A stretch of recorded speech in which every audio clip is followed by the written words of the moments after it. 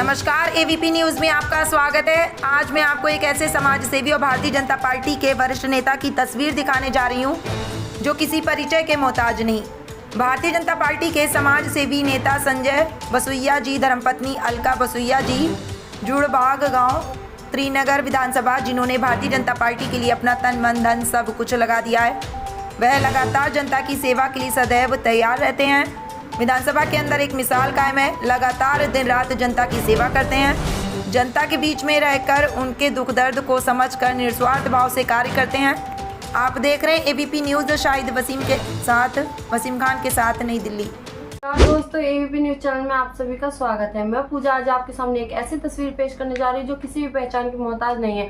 तो आज हम आए हैं त्रिनगर विधानसभा में जुड़वा गांव में। आज हमारे साथ है संजय बसोइया जी और अलका बसोइया जी। तो आइए हम बात करते हैं संजय बसोइया जी से। नमस्कार। जैसा कि हमने सुना है, यहाँ पर जो हमारी दिल्ली की सीएम रेखा गुप्ता जी हैं, वो रात को 2 बजे सड़कों पर, रोडों पर रहती हैं, अपने जनता के लिए कार्य करती हैं। नहीं, रेखा गुप्ता जी अच्छा कार्य कर रही हैं, सराहनीय है। और हमारी जनता को बताइए कि थोड़ा विधायक जी के बारे में आप क्या कहना चाहेंगे, उनके कार्य के बारे में क्या जानेंगे। विधायक जी हमारे बहुत अच्छे आदमी हैं, पब्लिक की बात सुनते हैं, पब्लिक को टाइम देते हैं। सुबह 7 बजे बैठ जाते हैं लोगों से मिलने के लिए। कोई पहुंचता है वो वहाँ से निराश होकर नहीं आता वहाँ से वो। तो आइए हम बात करते हैं अलका बसोइया जी से। हाँ जी, नमस्ते जी।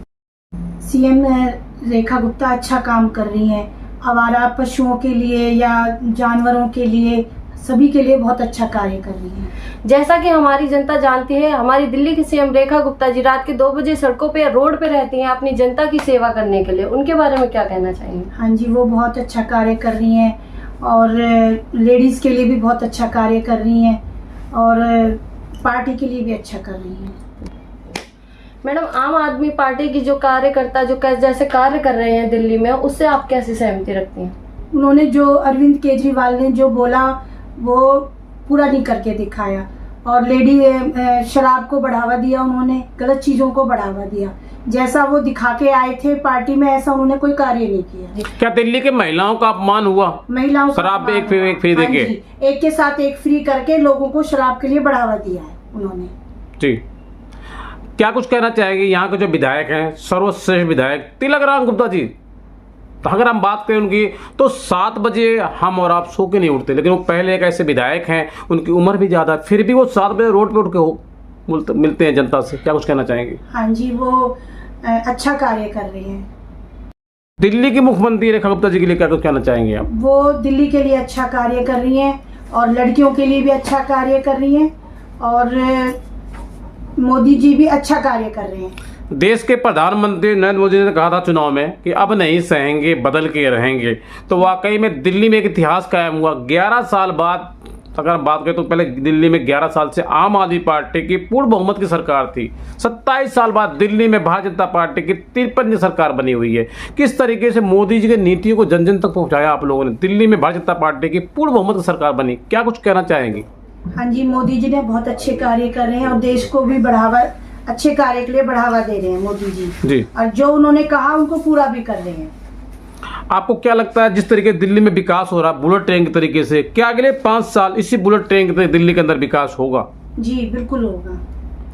लेकिन भारतीय जनता पार्टी ने कहा था हर महिलाओं को 25 रुपये दिया जाएगा, लेकिन अभी तक किसी को नहीं मिला। इसके विषय में क्या कुछ कहना चाहेंगे, कब मिलेगा? हाँ जी, ये थोड़ा सा कार्य अब थोड़ा जल्दी कर देना चाहिए जी, ताकि लोग निराश नहीं हों।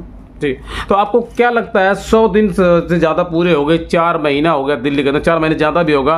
रेखा गुप्ता जी ने कहा था कि जैसे सरकार हमारी बनेगी, देश के प्रधानमंत्री ने मोदी जी कहा था जब हमें सरकार बनेगी तो पहली कैबिनेट मंत्री में उसको पास कर देंगे। तो अभी तक पास नहीं हुआ। क्या आपको लगता है जल्द से जल्द होगा, क्या कुछ और समय लगेगा सिस्टम को पूरा देखने के लिए, बनाने के लिए?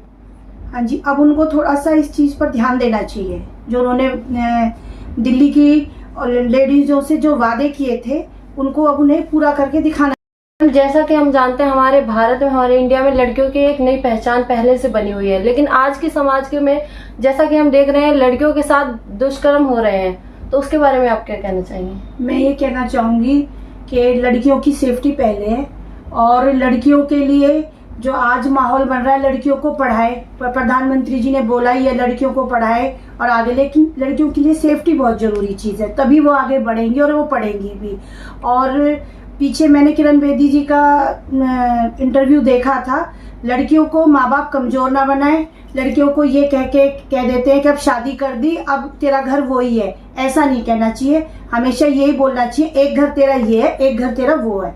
और लड़कियों को भी मजबूत बनाने की सोचनी चाहिए, ताकि लड़कियों को कोई दिक्कत हो तो वो अपने आगे कुछ कर सके। लड़कियों को कमजोर ना बनाए। जैसा कि हम जानते हैं लड़कियों के दुष्कर्म होने के बाद में लोग अपनी कैंडल्स लेकर जलाते हैं और समाज को दिखाते हैं कि हाँ हमें दुख है। वैसा ना करके हमें जिसने ये दुष्कर्म किया है उन्हें जलाना चाहिए। ऐसा समाज को एक संदेश देना चाहिए। हाँ जी, उनको कड़ी से कड़ी सजा देनी चाहिए और सबको उसके साथ ये नहीं कि किसी नेता का बेटा है तो उस बात को पर्दा डाल दो, ये चीजें नहीं होनी चाहिए।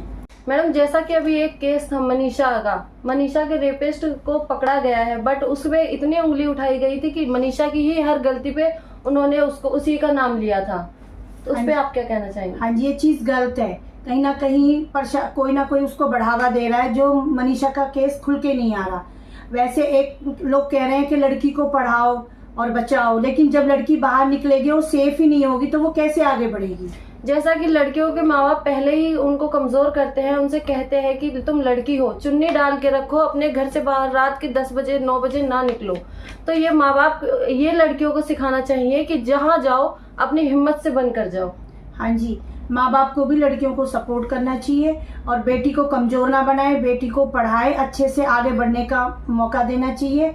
और समाज को भी ये नहीं कि किसी की लड़की पढ़ रही है तो उसको और पढ़ाना चाहिए। और ये मनीषा का जो केस हुआ है इसमें भी कहीं ना कहीं बात को दबाया जा रहा है।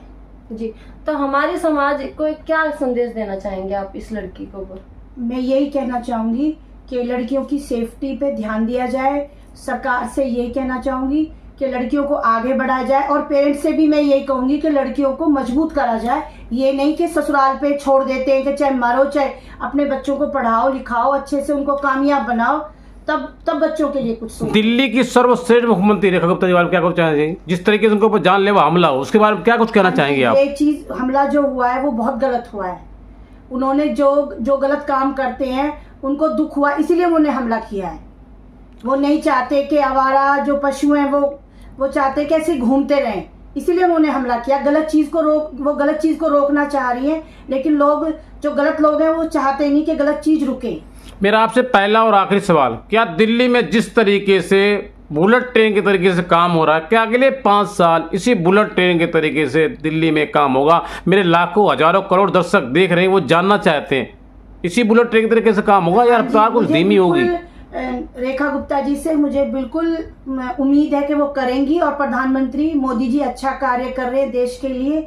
मुझे पता है कि वो सारे कार्य अच्छा कर रहे हैं और आगे करेंगे भी। गडकरी जी ने भी अच्छे कार्य किए हैं, अच्छी सड़क योजना अच्छे से बनाई ताकि लोग अच्छे से आ जा सके और देश का विकास हो सके। वो अच्छा कार्य कर रहे हैं। तो दोस्तों, आप देख रहे थे एबीपी न्यूज पूजा के साथ। नमस्कार।